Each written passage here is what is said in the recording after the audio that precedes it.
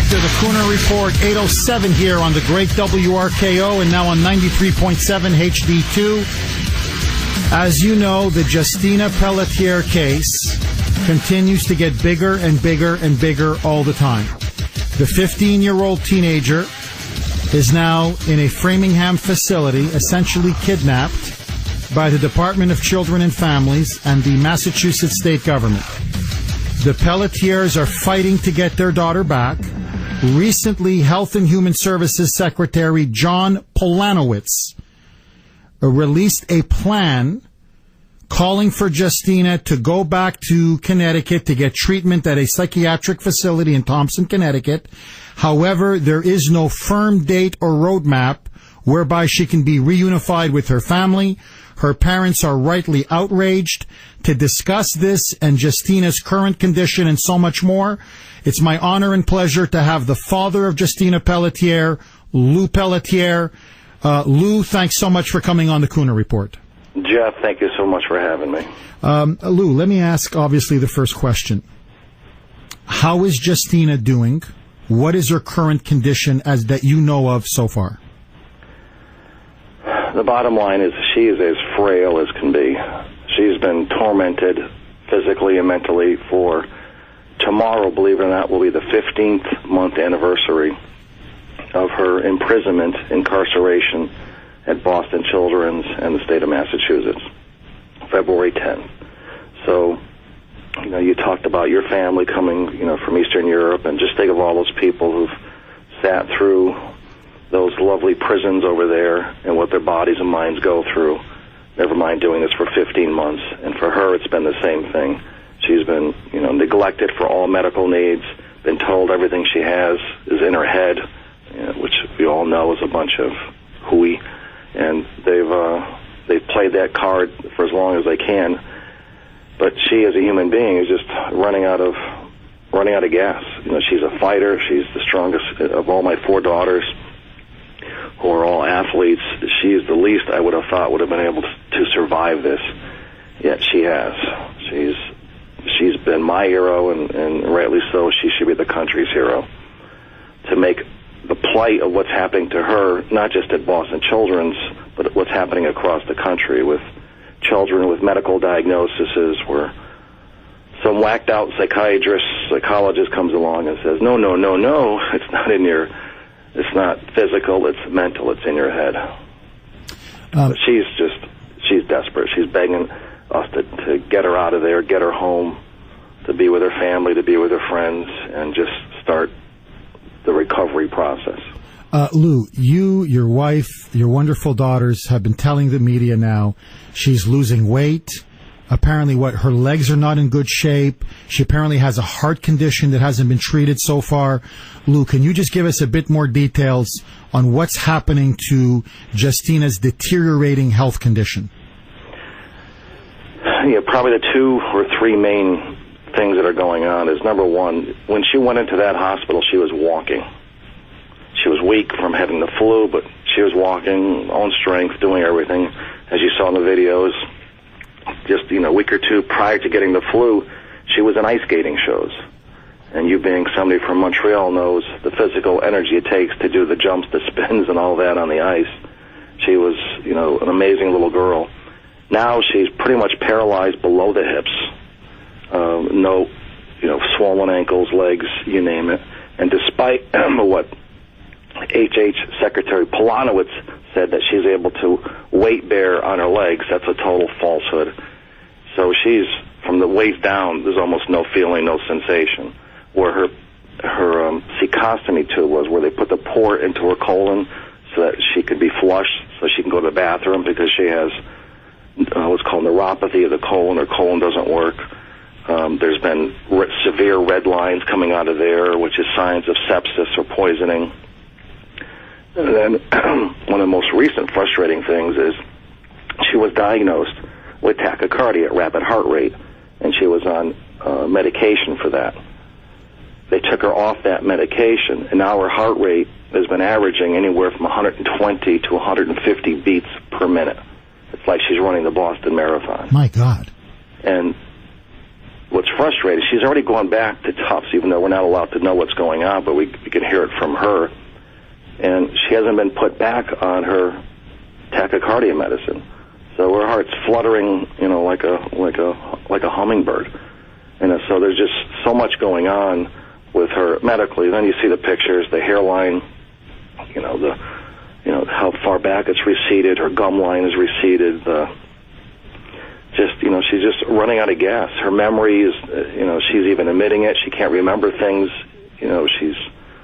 It's just, you're watching somebody be tortured, like in a black ops CIA camp, and you just, like you said, you want to just start bashing heads and just free her.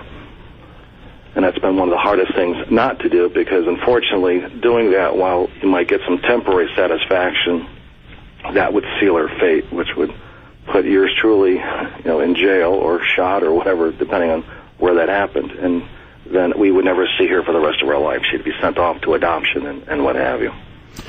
Lou, HHS Secretary John Polanowitz said she's getting great treatment. In fact, she's making a recovery. She's getting better, Lou. Oh, yeah, sure. Just look at the pictures. It's an outrage. And when we had our meeting on Monday, where I didn't know who was going to be in the meeting, it was Polanowitz, the assistant HH secretary, Betts or whatever her name is, who was in charge, who was also involved with children and families, and the new DCF commissioner, Aaron Devini, who maybe spoke 3 words in the entire hour-and-a-half meeting. And part of what was amazing was when first of all, it started late. It was supposed to start at 11:30 on Monday. Didn't start till 11:45. Was trying to give them a little bit more background as to what's going on. And you could tell, obviously they know some things about it, but they've definitely been isolated to some degree as to what's going on with her condition, her treatment, and so forth, which that in itself was so disgusting. This being such a high-profile case for them, you could see the deer in the headlight looks when you would tell them these things. Never mind when they were going through their, I call it the 4 points of light or whatever their plan, which was so pathetic. It left us outraged. So it was, the fact that they know, that they could do something now. They have the executive authority, as does your Deval Patrick, as does John Polanowitz, as does Aaron Devini. They can either go to the court and tell the judge to release her, or they can just do it without going to the court. They can do it, either way, even though they seem to deny that in our meeting. But we've been to this rodeo. We've been doing our homework. We have obviously a team of lawyers, and it's just ridiculous of how much they think they can keep trying to pull the wool over our eyes. And we've had it. We've said enough is enough. You're going to release her. You're going to send her home, or you're going to be seeing a lot more of us, and you're going to be seeing a lot more of the legal side of things that are going to be hitting the state of Massachusetts. Now, Lou, in the end, why do you, because the governor, Deval Patrick, has gotten a black eye, DCF has gotten another black eye, John Polanowitz has gotten another black eye. Why are they holding your daughter hostage? Why are they being so obstinate, so stubborn? Why not just let her go? What's the problem? Why have they been keeping her 15 months? Why will they not relent? What's their ultimate goal and objective? Well, the other piece of this puzzle that, unfortunately, I believe is the ultimate ringleader behind this is Harvard. Because all the players in this game, from the legal side to the medical side, all have the tie into Harvard. And we believe that this whole experiment was just that, an experiment. That Boston Children's Hospital has a very special affiliation with a psychosomatic illness called somatoform. Just a quick little history. The director of psychiatry at Boston Children's, his name is Dave Damaso. He's the director of psychiatry. He's also the medical school textbook author of Pediatric Somatoform. So there's Exhibit A. Simona Bujorno, the young psychologist from Romania, who came up with the diagnosis of somatoform within 12 hours of Justina's arrival after a 25-minute interview. Well, first of all, somatoform, if it exists, and it's a vague term, is a diagnosis of exclusion, where you rule out everything else first. You can't rule out anything when you don't look at the medical records, you don't speak to the doctors that either sent her there or the doctor she came to see. She came up with it because she needed some more lab rats for her experiment, because young psychologist Simona Bajorno, we already know, has written at least 4 papers on somatoform, including one that says 50%, 1 out of 2 pediatric patients, it's all in their head. And that's documented. It's all well been exposed before. Her boss, the director of inpatient psychiatry, Dr. Alice, last name starts with an I, her specialty, somatoform. So that's leg number 1. Leg number 2, you have the Judge Baker Center, and people can look that up, which is a Harvard affiliate. In fact, they're in charge of all of the New England Department of Children and Families. You go to the head of the Department of Mental Health, Dr. Gordon Harper. Again, the Harvard, affiliation. And then you look at everybody from the legal standpoint, all the people that have related, from Deval Patrick on down that are tied into Harvard. His wife's on the board of overseers at Boston Children's Hospital. The fact is they know they've committed major medical malpractice along with civil rights violations and everything else. So they're just trying to drag this on for as long as they can to keep this, they know this eventually there's going to be a day in court, whether it's sooner or later, and it just seems like they're just trying to postpone the inevitable, that these crimes, these hideous crimes that they've committed against my daughter, and we have a list of people that we're not the isolated case that this has happened to. There's a list, arm's length long of people this has happened to before at Boston Children's, never mind that's happened elsewhere in every state in the country. So ultimately, why is this dragging on? Again, it's my opinion, but I think it has to do with the major financial exposure that ultimately Boston Children's / Harvard has exposed to this, and just to expose the experimentation that they've been doing. Because when they take a child who's under DCF, in other words, they call a ward of the state, they're allowed to do experimentation on them with no consequences. Lou, so what you're put all the essentially pieces together, and then what you have is the Justina Pelletier story. Lou, so what you're saying is, and I don't want to put words in your mouth, your daughter is essentially being used as a guinea pig, a laboratory rat for the psychiatric department at Boston Children's Hospital to experiment on your daughter to prove their theses. Absolutely, 100% true. That's incredible. Wow. And even her main doctor from Tufts, Dr. Mark Corson, has written that. He's written that to Boston Children's. If you're going to be doing medical experimentation, you need to have that approved, with the National Institute for Health. It's got to be documented. There has to be a plan and so forth. In fact, your favorite folks down in Washington, the Judicial Watch, has already filed and is receiving, under the Freedom of Information Act, the junk that's been done to Justina. So all this stuff is going to come out sooner or later with what they've done. So for them to keep delaying and kicking the can down the road, even this, moving her to Thompson, Connecticut. And if you go look at your little geographical map, you'll see it's tucked in the northeast corner of the state of Connecticut, near the Connecticut, Rhode Island, and Massachusetts border. It takes almost as long for us to get there as it would be to get to Framingham, Massachusetts, because of the back roads and so forth. And it's a psychiatric facility. Nothing to deal with her physical therapy, which is needed most. Nothing to keep her close to the medical, needs she needs to be getting. Never mind the total violation of her educational rights. She has what's called an individualized education program, which is a federally mandated that she needs to be provided certain education requirements, which has been totally lacking. all of her religious rights have been violated. Visitation. For 15 months, they've hung out our visitation phone calls like a carrot on a stick. If they felt we said the wrong thing or did the wrong thing, they would pull visitation, pull our phone calls.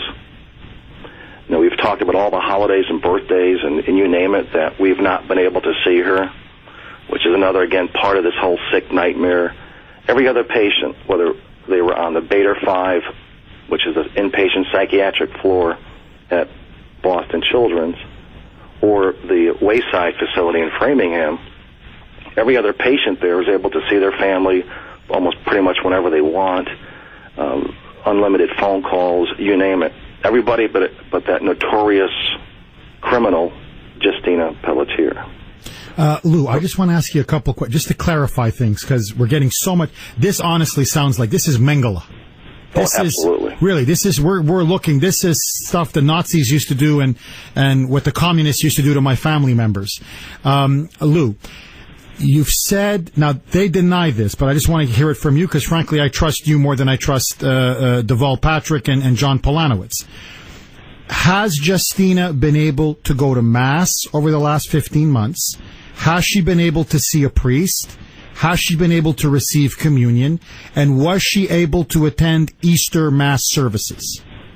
The only statement in there that was correct was on Easter Saturday, which is not Easter Sunday. She was taken to a church. But, you know, as us Catholics like to say, it's called Easter Sunday, not Easter Saturday. And the fact that she went there without her family or whatever, but that was the first time she had any type of religious services in 15 months. Prior to that, no access to the priest, the communion, you name it. And you can imagine if she was... sorry, Lou, I don't mean to hurt, because I'm a devout Catholic. This stuff just, I mean, I'm seeing red right now. I just want to be 110% clear on this. Justina has not been allowed to receive communion or see a priest outside of that Easter Saturday. She has not been allowed to go to Mass, see a priest, or receive communion over the last 15 months, correct? That is correct.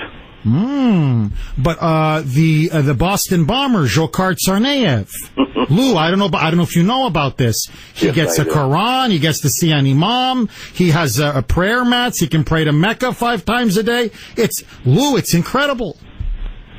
Well, it's sad to say, but he has more rights than Justina. You know, one of your compatriots from Boston, Michael Graham, had mentioned that maybe we should convert to Islam, and she'd have more rights. Okay, Lou, then let me ask you another question. Mother's Day, for example, this Mother's Day, will Justina be able to see her mother?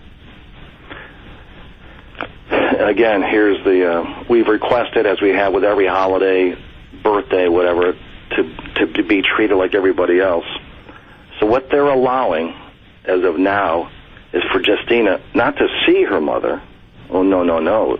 She'll be allowed probably a 20-minute phone call on Sunday. Of course, every other patient there will be able to see and be with their mother, not Justina Pelletier. She gets a 20-minute phone call. Correct, if that. We don't even know that for sure. Like she's an inmate or like a prisoner or something. You got a phone call. She's being treated. Remember, you look at the Aaron Hernandez and all these other people. They have more rights than Justina has, as far as visitation and so forth, and phone calls and you name it. It's just, you can't go, for 15 months. A 1-hour visit a week, a 20-minute phone call.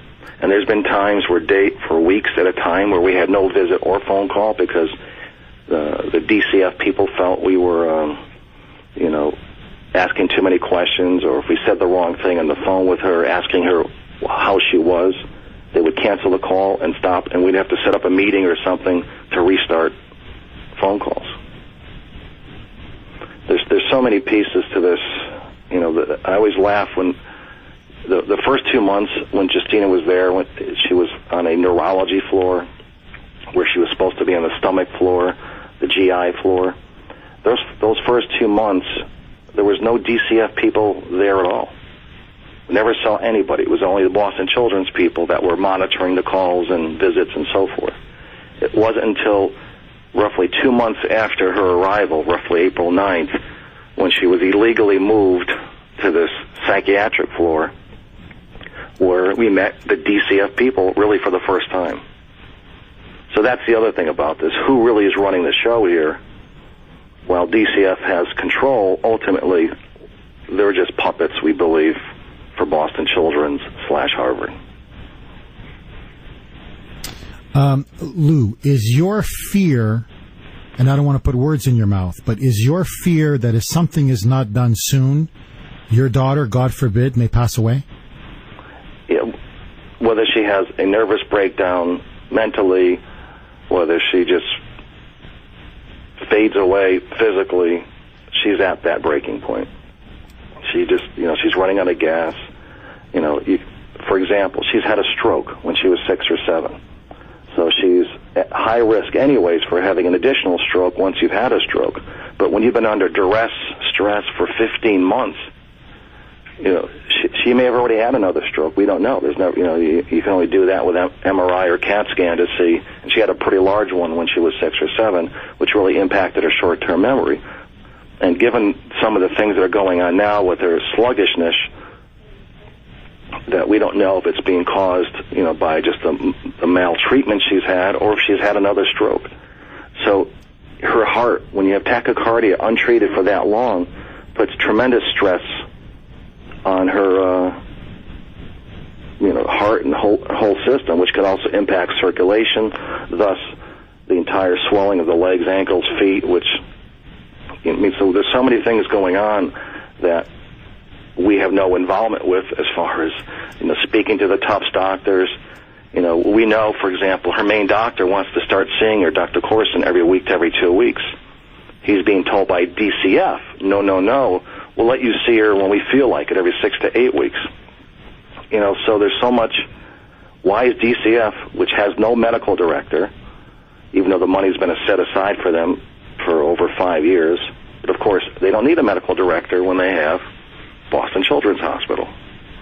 But it's the same, this is the same program that's asking for $8 million because they need so much more money. Yet we figure they've spent probably $2 million over the last 15 months on Justina. So 1/4 of what they've been asking for, they could have saved if they stopped this torture and abuse of Justina 15 months ago. Lou, I'm up against a hard break. I got to go to a news, but are you willing to stay on a little bit longer? My lines are lighting up like a Christmas tree. I'm sure many of the callers would love to ask you some questions. Is that okay, Lou? That is fine. I'm here. Thank you so much, Lou.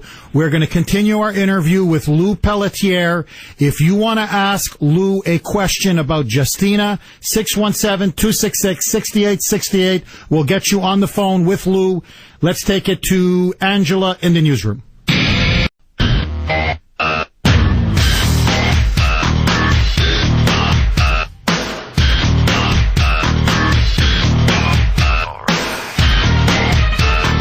Welcome back to the Kuhner Report, 8:38 here on the great WRKO. We're back with Lou Pelletier, the father of Justina Pelletier.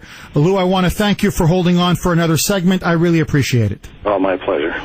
Lou, before I get to the blazing phone lines, I just want the audience to know, we here at RKO, the Kuhner Report, we are going to plan a major rally in front of the state capitol. We're going to bring thousands of people out. We're going to get the media to cover this to free Justina. And, Lou, we're going to talk about this with you, obviously, when we get off the phone. But I just want you to know I've been flooded with texts, flooded with emails. I can't tell you how many people here in Boston and in Massachusetts are behind you and your family. No, I appreciate it so much, because that is, as hard as this situation has been, just like you said, imagine if your daughter had been taken in the emotional duress our family's been through, the support of people in Boston and Massachusetts. We know this is not it's not all the people. It's just certain corrupt individuals who've been doing this and have been getting away with this for so many years. But it's like people say, why don't you boycott the Red Sox? Well, I'm a diehard Red Sox fan. I'm not going to do that. You can't blame the whole pot on a few bad apples, and that's really what it comes down to. There are some very bad apples here that need to stop doing this.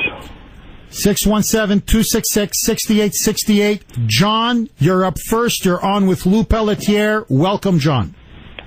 Good morning, Mr. Kuhner. How are you? Good. Mr. Pelletier, my heart is broken for you. I'm with you on every aspect of that, but the reason for my call, the nature of my call is very different based on some information you just said. This is actually from what you said this morning regarding the denial of her religious freedom respects. If you can substantiate for your attorneys those requests, this becomes a bifurcated issue. Her religious freedom is being violated. The state has an obligation to supply her. Let's just say she couldn't leave the hospital. The state has an obligation to make certain that she is provided with a Eucharistic minister from the Catholic jurisdiction where she happens to be located upon her request.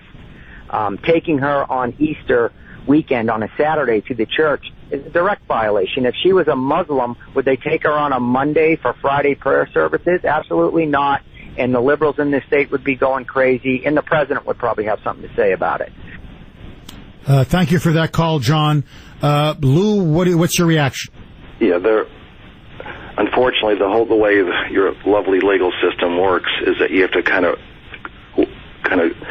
evaporate each section. You have to go through all the juvenile options, and then you go to the state, and which the state, Massachusetts Supreme Court, the habeas corpus was filed almost 2 weeks ago, and probably early next week, the federal, all the civil rights violations, including the religious, will be filed.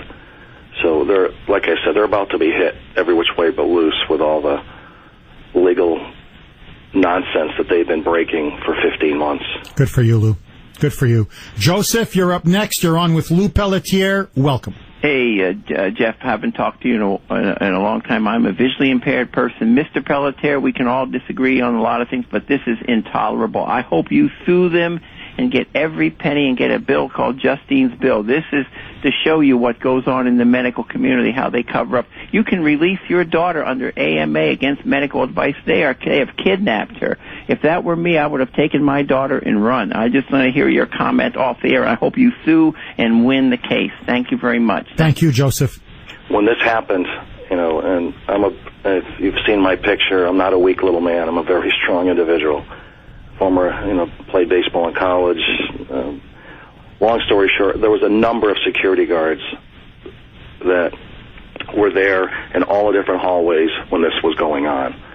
And never mind, we had called the police themselves. So if I had tried to take my daughter and run, and I'm sure I could have handled a few of them, but eventually I would have been, arrested, potentially shot, and then that would have sealed the fate on Justina. They would have, then I'd be the crazy father, and then, because it's happened before in this country, and then you would never see your child again. So as hard as it is where you want to go in there, like Bundy out there and, out in Nevada or whatever, and you just want to go balls to the walls and do what you're, settle things man to man. There's times you've got to control it as best you can and realize there may be consequences to your actions. So each step of the way is really, it's not easy, but sometimes you've got to keep at times, control, because you've got to realize it's not just you're dealing with, it's your child. Jim, you're up next with Lou Pelletier. Go. Oh, sorry, Victor. Is it Victor? Jim, you're on. Go ahead, Jim. Go ahead. Yes, can you hear me, Jeff? Yes. Okay, yeah. A friend of mine had a coworker. She had a young sister, and she was very ill, and they thought she had bulimia. And she was admitted to a psychiatric hospital, and she was there. They were observing her all the time, went to the bathroom with her to make sure, she wasn't getting herself sick. And to find out, the girl had cancer. So she spent her last few months in a psychiatric hospital being treated for psychiatric reasons when she, in fact, had cancer. And it was very traumatic for the family. Thank you for that call, Jim. Victor, I can squeeze in. Sorry, Lou, you want to say something? Yeah, that's part of this. That's one of the reasons I want the Justina law. It's not just that people are denied medical care. The number of people where their diagnosis was switched from medical to psychiatric, the number that have died, like the previous gentleman just said, is staggering. Because if you're wrong and you say it's psych when it's really medical, the results can be fatal. Lou, just for the edification of our audience, what exactly would be Justina's law, if you had things your way? And again, it's hard because I have all the people that are anti-psychiatry to every degree. My whole philosophy would be if somebody has a medically diagnosed condition, whatever it might be, and some psychiatrist, psychologist, whoever comes along and says, no, it's not medical, it's psychiatric, psychological, and they take them off all their medications, that they lose their license and they go to jail. Because the list of people who've been harmed, who've been bankrupted, because think about this, Lou Pelletier, financial planner, Medicare specialist, not working for 15 months dealing with this nonsense, having to use private attorneys for, a big hunk of this, fighting both the state of Massachusetts, DCF, and fighting Boston Children's, Harvard, their pockets a little bit deeper. Once you fall down this rabbit hole, where DCF takes custody of your child, the laws are so against you, so they wipe you out. The number of people who've gone bankrupt, you name it, because of fighting, this bureaucracy. So that's why the people who do this, the doctors, psychologists, whoever, psychiatrists, they need to be held and be punished to the full extent of the law. If that means having them lose their license, maybe go to jail, whatever it might be, maybe that'll stem the tide of them looking at research dollars or whatever it might be for getting more lab rats for their experiments and taking advantage of this, the fact that all the DCFs across the country have almost little or no oversight, thus allowing them to do what they did to Justina. Lou, I'm going to try to squeeze in one more caller. Victor, you're up next. You're on with Lou Pelletier. Go ahead. Hey, Jeff, always a pleasure. Let me start off by saying I'm no fan of the DCF or any of the government officials here in Massachusetts. But Lou, I heard your interview after they offered you the opportunity to have your daughter return to Connecticut. And you know what? When you talk about lab rat testing and you talk about how awful the DCF is, if that was my daughter in those circumstances, I would have taken that in a heartbeat, unless they wanted you to sign a release of responsibility. But my daughter being home with me in my state, where then I could have my local officials interact, then I think that would have been a much better course of action. But instead, you're here on the Boston radio instead of being able to be on the Hartford radio talking to your local people about solving this problem. It's now you're stirring the pot because you didn't take your daughter back to back to Connecticut when you had the chance to. Thank you for that call, Victor. Lou, what do you say to the argument of some of the critics that are saying you should have taken the deal? Well, number one, they're going to do the deal, whatever they want to do. They own her. B, they're keeping her under Massachusetts DCF control. C, to try to remember the state of Connecticut, where she should have been from the get-go. The state of Mass had no jurisdiction. They don't want this case. They never have. They've actually, unlike the state of Massachusetts, they've been to our house and they've passed us with flying colors. They will not touch this case. Obviously, I've been to every, from our governor, who's, Daniel P. Malloy, to you name it. They don't want to touch this case. So the problem is now you've got somebody from arm's length, from another state in charge of our daughter. Yes, we're going to fight it to the full extent of the law and so forth. But the issue is moving Justina to now a third place or fourth place. She's been from the neurology floor to the Beta 5 floor and now to Wayside, and now this will be the fourth psychiatric place to go to. This could be the final straw that breaks her, where she just has a total nervous breakdown. So I'm fighting to just have her sent home, which is what the plan was. The agreed upon plan by with the state appointed attorney was to send her home under certain guidelines that we followed, your conditions that we followed. So this was totally against even what the judge had, agreed to way back when. It's DCF, HHS, whoever you want to call it, that's been fighting it. So to send her off to a psychiatric facility in the far corner of the state of Connecticut, we have no we have minimal leverage. Yeah, there's things we can do. and we'll deal with that. But you've got to weigh out it's just so far away from home. It's just going to, it's just another kick in the stomach to Justina, number one, and obviously to us, number two. Lou, I gotta go. Thank you so much for coming on the Kuhner Report. Lou, we're going to stay in contact. I'm going to spearhead a rally for Justina. We're going to put thousands of people on the streets in front of the state capitol. Lou, hang tough. Don't lose faith, buddy. We've got your back, and hopefully together we're going to win. Jeffrey, God bless you. God bless your listeners, and we are going to free Justina. Lou, take care, and God bless you, my friend. Take care. Take care. That was Lou Pelletier. 617-266-6868 is the number. My friends, we're now joined by Larry Kudlow, CNBC analyst, host. He's also got his own superb show here on WRKO every Saturday evening, nationally syndicated columnist. It's brought to us by South Shore Savings Bank. Larry, sorry, went a little bit overboard. Thanks for holding. How are you, Larry? I'm great, thanks. My pleasure. Larry, latest jobs report, apparently it looks quite solid. Is it a game changer, do you believe? Do you think the economy's picking up momentum? Do you think it will help the Democrats come November?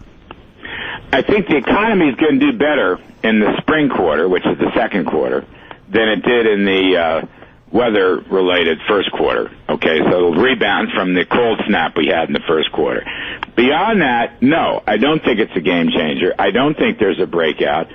I still think even in the labor market, although unemployment has come down, a lot of people are still not working. Participation rates are low. Employment to population is low. Wage rates are low. Hours worked are low. No, I don't see anything cooking here except an economy that continues to grow at a rather tepid 2.3, 2.4%. Larry, the administration makes a big deal, obviously the latest job numbers, but they say, well, the unemployment rate is now lower than it has been in 4 or 5 years. It's now at 6.3, 6.2%. They say that's a drop from 6.7%. And what many of the supporters of the Obama regime are saying is, if this was a President Romney in office right now, we would all be saying, what an incredible recovery. Unemployment at 6.3, 288,000 jobs created the last quarter, that people like you and me would be praising the jobs report instead of knocking it down. What do you say to that? Well, look, I acknowledge that it was a better jobs report, and I wrote that in my column, and I'm glad that more people in America are working. But regarding what Romney would or would not have said, no, I don't buy any of that stuff. Look, this is, by the Joint Economic Committee standards, they went back in time. This is the slowest jobs recovery since 1939, when the Bureau of Labor Statistics started counting jobs. And at this stage of recovery, in order to get back what we lost, plus what we should be gaining based on past history, the averages of past historical recoveries, we're still 8 to 10 million jobs below the baseline. And that just goes to show that, for one reason or another, people are not out there working. But I think the bigger issue is we're not creating jobs. Look, this is an anti-business administration. This is an administration that wants to raise taxes on businesses. It's an administration that has generated Obamacare, which is a wet blanket on hiring. You hire the 50th worker, you got to pay the cost. To work 30 hours a week instead of 29, you got to pay a higher cost. Obamacare itself has about 20 very significant tax increases that are in play or are going in play in the next couple of years. Point of it is, this does not help business. The president has not engaged in corporate tax reform. He wants to penalize companies who are working offshore. All of these things are anti-business, and therefore businesses, you know what? They take the hint, and they don't make the investments for 5 or 7 year projects in plant and equipment, software and factories and warehouses, and that's why we're not getting the job creation. Businesses won't invest. Larry, final question. Heading into November, if you can just put your prognosticator glasses on, do you think that the economy will have picked up to some extent whereby the Democrats can run on the economic record, or do you think the economy and jobs will be against the Democrats in November? Oh, I think the polls are still showing that economy and jobs is the number one issue. Polls show that people are not happy with Obama's management of the economy, by 4, 5, 6 percentage points. You saw the generic poll from USA Today and Pew that shows we're going in the wrong direction, that shows tremendous hostility to Obamacare. My point is, the Republicans, particularly regarding the Senate, have a tremendous opportunity to turn things around and recapture the upper chamber. But, my warning, they must have an economic growth message that includes proposals to improve middle-class take-home pay. What are you going to do for me? How's my income going to go up? Income is not rising very much. Wages, as I said, are not rising. So the GOP's got a great opportunity here. I don't believe they can reap the rewards by focusing only on things like Benghazi and the IRS scandals. I want to get to the bottom of those scandals, too, but I do not see them as truly national election issues. It's going to be about rewriting Obamacare, and it's going to be about growing the economy and increasing take-home pay. The GOP can do it, but they got to deliver the goods. We have been talking with Larry Kudlow. You can see him on CNBC, read his nationally syndicated column, and, of course, hear him every Saturday evening here on AM 680 WRKO. Larry, as usual, great stuff. Thanks for coming on the Kuhner Report. Thanks for having me. Take care, Larry. This was brought to us by South Shore Savings Bank. Don't touch that dial. Up next, Open Lines Friday, 617-266-6868. All of your calls after this short break. Welcome back to the Kuhner Report, Hour 4, 9:08 here on the great WRKO. And now on 93.7 HD2, 617-266-6868 is the number. Open Lines Friday. Before I get to the blazing phone lines, just so that all of you know what's going on, we are in contact with Lou. We've been talking to him now. We've had several conversations, emails. He has given us his approval. He said it will help him and Justina and the family to do a rally. So we would like for him to attend if possible. So we're just working out a couple of dates. We would like ideally to do it on a Saturday, because we know many of you, this is not a liberal show, it's a conservative show. So I know that most of our listeners, Kuhner Country, you work for a living. You're not on welfare. You're not on EBT cards. So unlike the libs, we don't do rallies in the middle of the working day. So we would prefer to do it on a Saturday.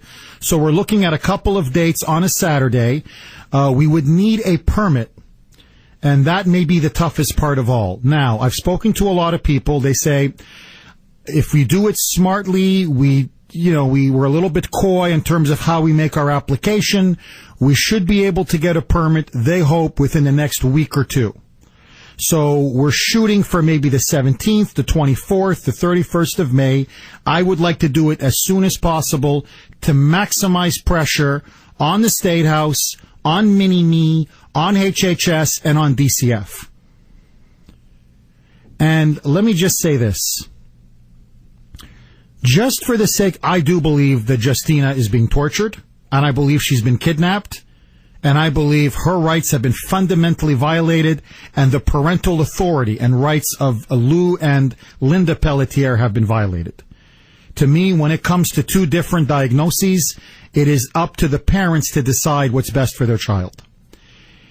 But even for the sake of argument, you side with Boston Children's, and you side with DCF, and you side with HHS, just for the sake of argument, whereby you believe she doesn't have mitochondrial disease. I believe she does, but again, let that go. That this is all a psychiatric disorder or illness in her head. That the parents are wrong. It's a moot point. Justina's responsibility is that of the father and her mother. It's of Lou and Linda. The rights of Lou and Linda trump those of DCF and the state. What the government wants us to believe, and this is the doctrine of progressivism that you're seeing implemented with Obama, you're seeing it here in Massachusetts under Mini-Me, and in states now increasingly around the country, is that the parents are simply custodians of the children. You're not really their parents. You're almost like a glorified babysitter. You pay the bills, you put a roof over their head, you feed them, you give them, you put food in their tummy, you drive them to school, you drive them back.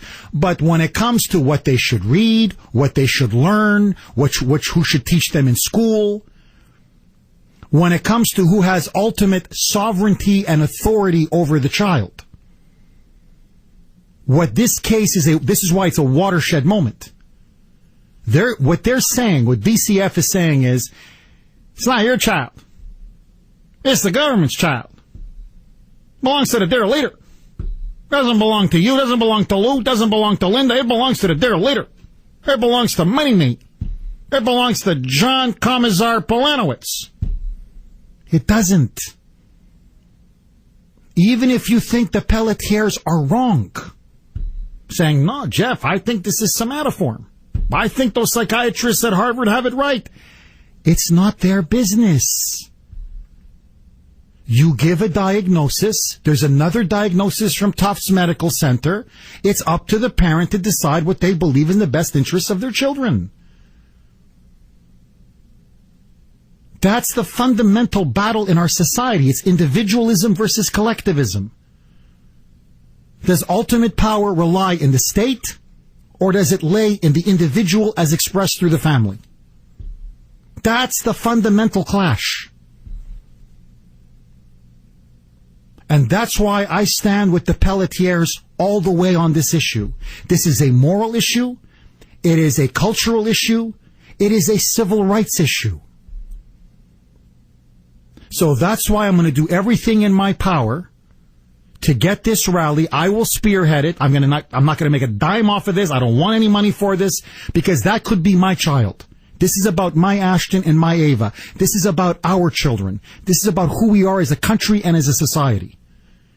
And I'm going to urge as many of members of Kuhner country to go out. We're going to go in front, not on Boston Common. I want to do it in front of the state capitol. That's the plan anyway. And I'm going to call Mark Levin's people. I'm going to call Glenn Beck's people. I'm going to help Howie can join in. I'm going to talk to Michael Savage's people. I'm going to talk to as many people in the national media, Fox News. And in fact, when we do get an official date, I'm going to ask many of you, members of Kuhner country, to help with the media outreach. I want to see Fox 25 cover this, Channel 4, Channel 5, Channel 7.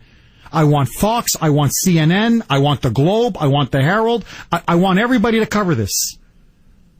And then I'll see if that commissar thug, John Polanowitz, still stands there and says, oh, I'm not going to bow to public pressure. We'll see. We'll see, tough guy Johnny. We'll see. This could end today. This could end, in fact, literally in 3 hours. You could save everybody a lot of grief. The taxpayers, a lot of money. DCF and HHS, a lot of grief. The Pelletiers in particular, a lot of heartache and pain. And Justina, a chance to get better. All you've got to do is sign an executive order. It can be done by Polanowitz. It can be done by Mini-Me. It could be done by a whole host of... You walk in, you tell the judge, we want her out. DCF is releasing her of custody. She's out by noon for lunch. And Justina goes home to where she belongs. With her mother and her father. Period. Full stop. Second, very quick story, and then I'll open it up to the phone lines. There is now, as you know, a security force that has been sent in by the United States into Nigeria to go after the terrorist group Boko Haram. It is led by a vile Islamist extremist, a terrorist mass murderer and kidnapper. It is essentially Nigeria's Al-Qaeda affiliate. Nearly 300 young Nigerian Christian girls have been kidnapped, some of them sold into slavery, others sold into marriage for $12 a head. Many of them have been raped and mutilated. Now, you know my position on this. I believe this is a matter for the Nigerians to resolve. We should sell them weapons. We should give them technical assistance, but we should not be sending our boys because we are not the policemen of the world. But let that go. We can agree to disagree. What is to me unacceptable, however, and I hope on this one all of you will not forget this come 2016, because I will not. While Hillary Clinton was Secretary of State for 4 years, Boko Haram, this evil terrorist group, these butchers, these Islamist butchers, were going in Nigeria, village after village, those that were either Christian or non-fundamentalist Muslim non-fundamentalist villages were being slaughtered, burned to the ground, old men shot in the back of the head, women raped, children butchered, children sold into slavery. This is little boys burned alive. This went on for 4 years. It was so bad, the UN was crying out for the United States to brand them as a terrorist organization. The Nigerian government begged us to brand them as a terrorist organization. It was so bad, God is my witness, Eric Holder said, why don't we make Boko Haram designated as a terrorist organization? Eric Holder, the dear leader's own attorney general. And for 4 years, what was Madam Hillary's response? She was the Secretary of State. All of this pressure was building on her. And there was one documented case of atrocity after atrocity after atrocity. Niet. Niet. Niet. And unbelievably, it took Jean-Francois, a.k.a. Pepe Le Pew, had to brand Boko Haram a terrorist organization, designated as a terrorist organization in November 2013, because Hillary Clinton wouldn't do it. And now you have the farce, the spectacle of Michelle Obama with a photo, a picture, a sign, hashtag bring our girls back home.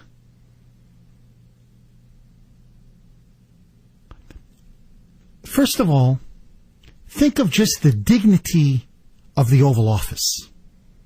How far we've fallen. Like, what are you, some high school kid? On Twitter, she tweets it out and then puts it on Facebook. Hashtag bring back our girls.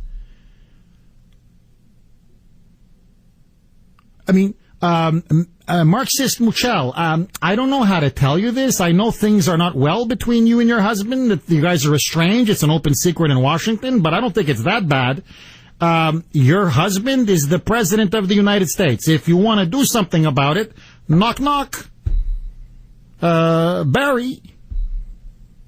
Maybe we should rescue those girls, Barry. I'm just thinking out loud here. But secondly, and most importantly, and I don't know if I'm the only one that's noticed this, bring back our girls? Since when are Nigerian children, I sympathize with them, don't get me wrong, but since when are Nigerian children our girls? You want to rescue children that are being tortured? Send them to Framingham, dear Marxist Muchel. Don't send security forces into Nigeria. I need you to send them into Framingham and rescue Justina Pelletier. They're not our girls.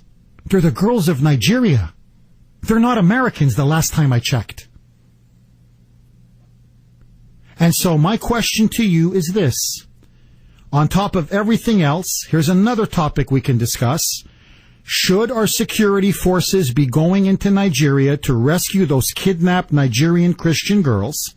And what do you make of Marxist Muchel with her sign on Facebook and Twitter, hashtag bring back our girls? Is she degrading and demeaning the office of the First Lady? 617-266-6868. Any topic, any question, Anything you want to discuss, everything is fair game. All of your calls next.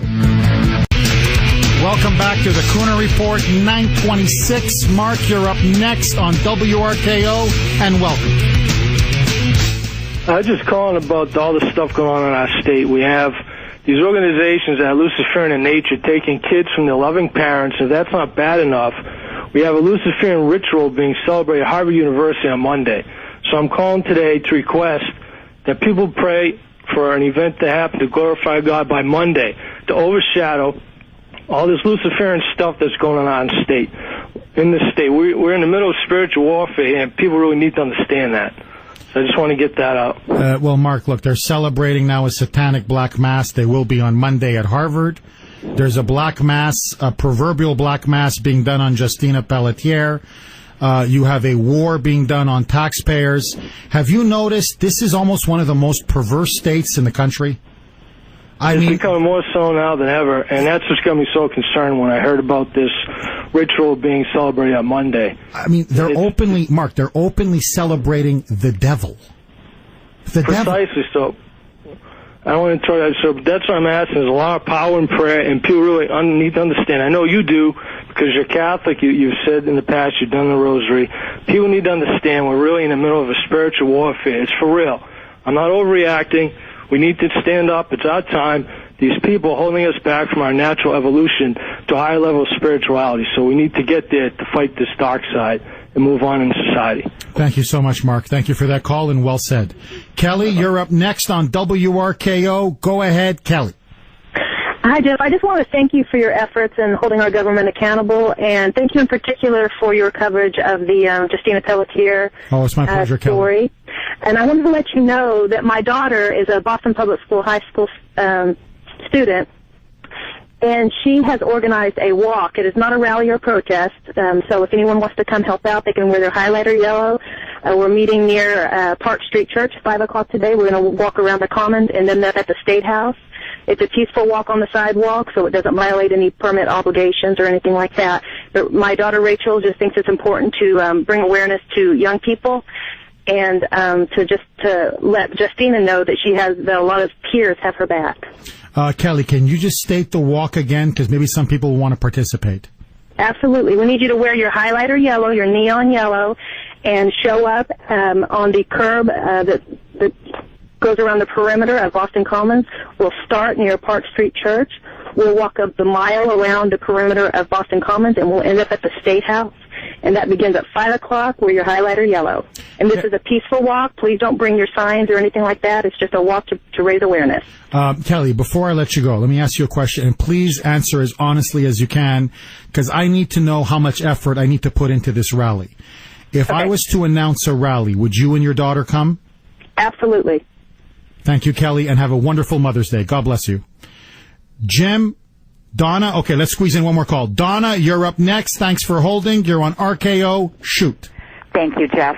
Listen, the only time that state agencies are supposed to get involved with children, the very reason for their existence is to rescue kids from abusive homes. Christina was doing much better at home, and she's being abused by the state. So now she needs to be rescued from the state.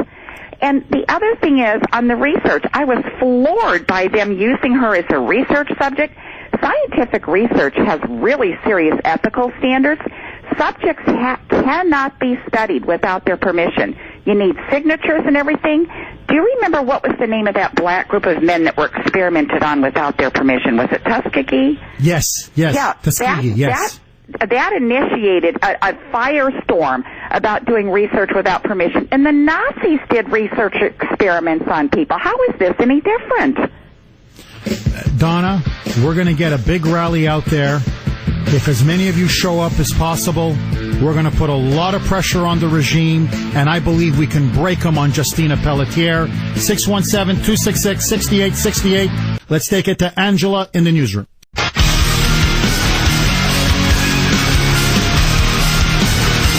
Welcome back to the Kuhner Report, 9:40 here. Open lines Friday on the great WRKO. Lines are loaded. Bud, you've been patiently holding. Thank you and welcome. Hey, Jeff, I love your show. I listen to you every morning driving into work. I'm a tech executive in Boston and also a Harvard alumni, and I'm going to say one thing. Shameful, shameful, shameful. It is free speech, but you know what? If they're going to do that, let's have some pro-life rallies on the Harvard campus and leave us alone as Christians. But that's beside the point. I wanted to talk to you about But let that go, Bud. Let that go. I got to work, but let that go. And the other thing is Governor Joseph Mengele, Governor Patrick, it would be wonderful if he would simply admit that he's starting the National Socialist Party in Massachusetts. But let that go.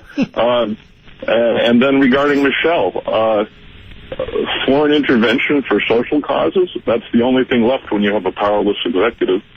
And all these things get to my history question for you, which I think is a cool one. I know you love history, you've studied a lot, and when's the last time that you really saw in the history of the United States the amount of fearfulness and uncertainty among individuals where they're willing to sacrifice individual rights and freedoms to just live happy?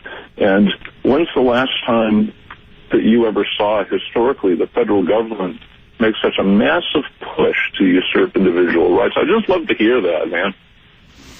But I got to tell you, in all honesty, never. The 1970s were bad. The 1960s were bad. There were problems with FDR, serious, that caused some people concerns. Woodrow Wilson, that was bad. He got us into a horrible war in Europe. German Americans were put into internment camps. People descended from the Austro-Hungarian Empire were put in internment camps. So there was some serious violations of civil liberties. But that was quick, and it was over with within a couple years, and then it was thoroughly dismantled by the Republicans in the 1920s. But in all honesty, I've never seen anything like this. This is the most radical presidency in American history, bar none. There's no comparison. And look, I believe we are now sliding. I'm choosing my words very carefully. I believe what you're seeing is slowly, piece by piece, we are becoming a police state. It's a soft police state. Mark Levin calls it a soft tyranny.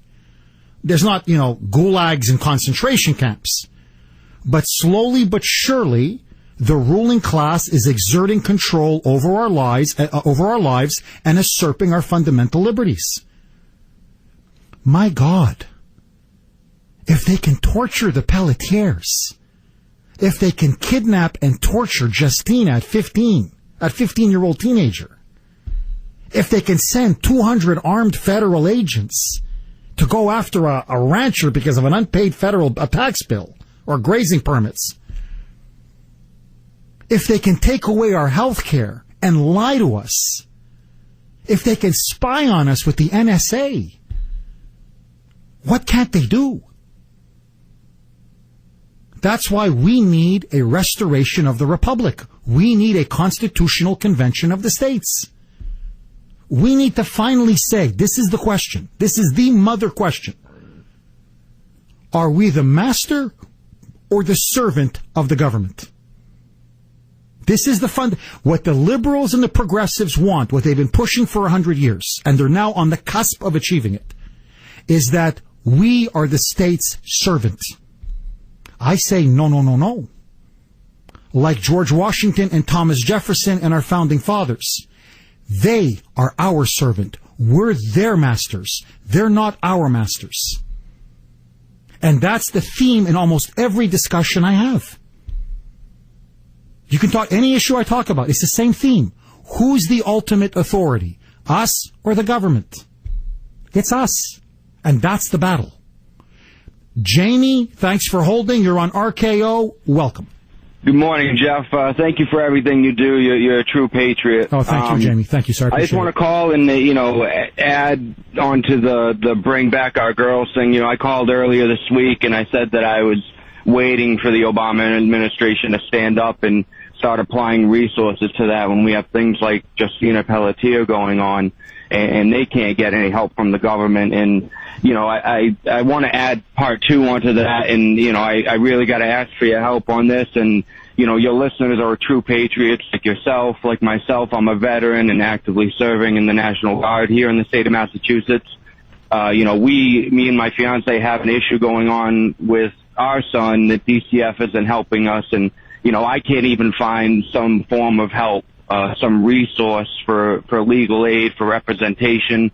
We live a meager life. We don't make a lot of money, and I would ask that if I could leave my contact information with your people. If any of the listeners are out there that know resources for veterans, with this type of an issue, I would really appreciate, some help. Jamie, do me a favor. Stay on the line. Brittany's going to take your number. Give her your email and contact information. Let me talk to you, and let's see if there's something we can do for you, Jamie. Thank you so much, Jeff. All right, take care. God bless you, sir. And thank you for your service. 617-266-6868. Jim, you're up next. Thanks for holding. Go. Jeff. Hey, Jim. How you doing? I'm good. How are you?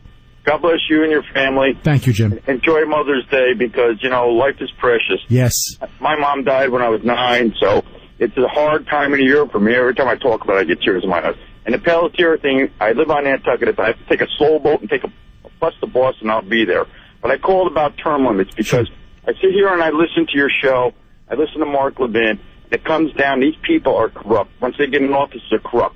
So I don't want to get into a long discussion, but I was wondering if we could just set up a web page in every state just saying we the people want term limits, either 2 4-year terms or 2 5-year terms, like we did tank the gas tax, and get enough signatures so we can get it on when we go to vote on it and see what happens in our society. Because my sister's a liberal and she called me a racist, but she does agree that people should have term limits.